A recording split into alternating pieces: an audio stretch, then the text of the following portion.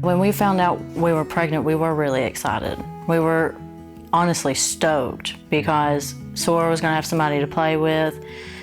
We were thankful that I could actually get pregnant again. Yeah, because of how smoothly the previous pregnancy went, we thought that this one was going to be the same way. Everything went south when we had the genetic screening, and Dr. Weems came in and said that he had tested positive for trisomy 18. So we met his parents in Huntsville, and we let them watch Sora while we went to do the amniocentesis. It took them about 2 weeks before we even got the results. And I was at my OPAWS looking up the website on my phone, and the results were up.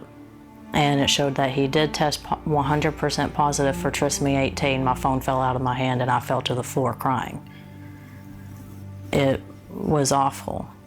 Well, his mom sent me a phone number for an emergency abortion funding agency that would help women cross states and be able to get the care that they needed medically.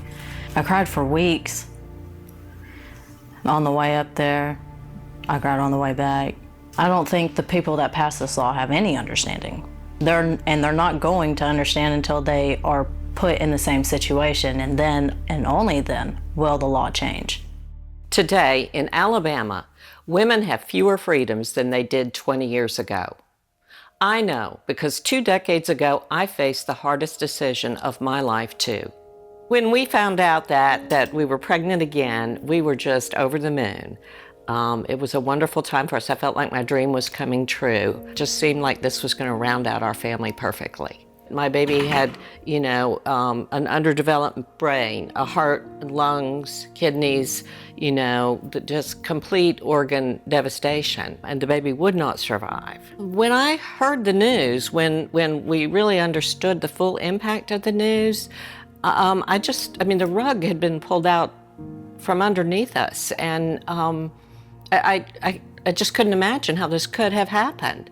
And I cried for days, as we were trying to sort everything out.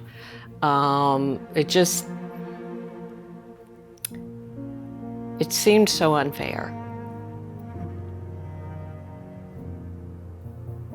The doctors all advised that I terminate the pregnancy. All 3 doctors said, this is absolutely what you need to do. Your health is at risk, because these babies often don't even survive to birth and can die in utero.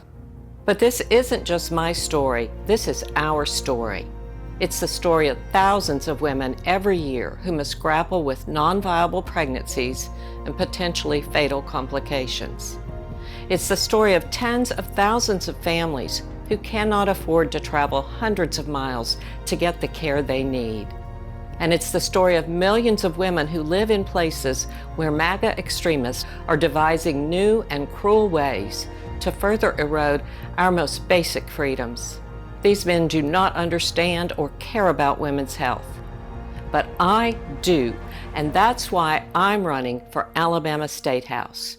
For Alyssa's family, and for the countless families in Alabama and across the country who have a right to control their own bodies, their own health, their most serious and consequential medical decisions. We will not stand by and watch our most basic human rights be stripped from us.